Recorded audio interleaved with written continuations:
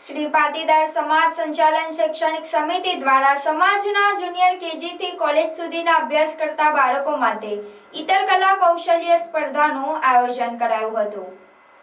ભરૂચના કેલોદ ગામના પ્રમુખ ચોક ખાતે શ્રી પાટીદાર સમાજ સંચાલન શૈક્ષણિક સમિતિ દ્વારા સમાજના જુનિયર કેજીથી કોલેજ સુધીના અભ્યાસ કરતા બાળકોની 25મી ઇતર કલા કૌશલ્ય સ્પર્ધાનું આયોજન કરવામાં આવ્યું હતું, જેમાં સમાજના બાળકોએ ઉત્સાહભેર સ્પર્ધામાં ભાગ લીધો હતો।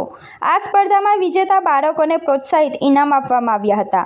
આ સ્પર્ધામાં એલ.જે. પટેલ હાઈસ્કૂલના આચાર્ય ભરત પટેલ, 25 ગામ લેઉવા પાટીદાર સમાજ પ્રમુખ શૈલેષ પટેલ, આમોદ એક્કા લેઉવા પાટીદાર સમાજના પ્રમુખ હિતેશ પટેલ, શ્રી ત્રાલસા વિભાગ પાટીદાર સમાજ પ્રમુખ જયેન્દ્ર પટેલ અને સમાજના પ્રમુખ મિતેશ પટેલ, ઉપપ્રમુખ નવીન પટેલ, મંત્રી યતીન પટેલ તેમજ શૈક્ષણિક સમિતિના મંત્રી અરવિંદ પટેલ તેમજ અન્ય સભ્યો ઉપસ્થિત રહ્યા હતા।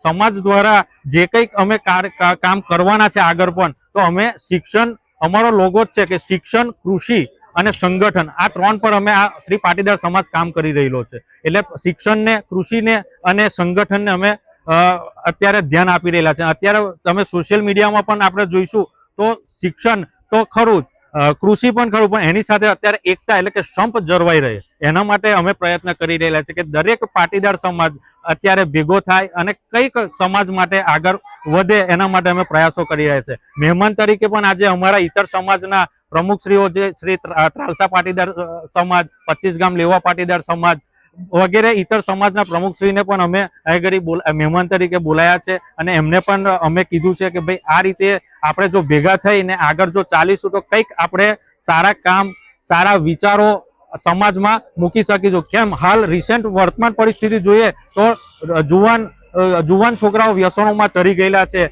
મોબાઈલોમાં ન્યુસન્સ, મોબાઈલોમાં પણ વધારે પડતા નુકસાન જે કરે છે એવું બધું જોઈ રહેલા છે। એના દ્વારા આખું આપણો યુવા વર્ગ બગડે છે, પણ એનું પણ અમે ધ્યાન દોરીને કે ભાઈ આ યુવા વર્ગ એક સારા માર્ગે ચાલતો થાય એના માટે અમે આ કામ કરી રહેલા છે। નમસ્કાર, ભરૂચ શહેરમાં સર્વશ્રેષ્ઠ શિક્ષણ આપતી સંસ્થા એટલે કે પ્રાર્થના વિદ્યાલય, જેમાં બાળકોને શિસ્ત, સંસ્કાર અને શિક્ષણ દ્વારા બાળકોનું શ્રેષ્ઠ કારકિર્દીનું ઘડતર, નિષ્ણાત શિક્ષકો દ્વારા અધ્યાપન, ટેસ્ટ દ્વારા બાળકોનું મૂલ્યાંકન, સતત વાલીશ્રીઓનો સંપર્ક, અત્યાધુનિક લેબ, રમતગમત માટે વિશાળ મેદાન, વિશેષ દિન ઉજવણી, ઇતર પ્રવૃત્તિઓ, ભાર વિનાનું ભણતર, વાસ્તવિક જીવન આધારિત વાલીશ્રીઓ માટે શિક્ષણ, રમતગમતને વિશેષ પ્રોત્સાહન આપવા સ્પોર્ટ્સ ટીમ સાથે ટાઈપ, 11ના દિવસે સંસ્કાર સાથે સિંચનનો કાર્યક્રમ તો ખરો જ। અને હા, આ વર્ષે પ્રાર્થના વિદ્યાલય વાલીશ્રીઓ માટે વિશેષતા બહાર પાડે છે। આપ એક વિદ્યાર્થીનો પ્રવેશ લાવો છો તો આપના બાળકની 25% શૈક્ષણિક ફી માફ રહેશે, અને જો આપ 2 વિદ્યાર્થીઓના પ્રવેશ લાવો છો તો આપના બાળકની 100% શૈક્ષણિક ફી માફ રહેશે। આ યોજનાનો લાભ શિશુ 1 થી ધોરણ 10 સુધીના વિદ્યાર્થીઓ માટે રહેશે।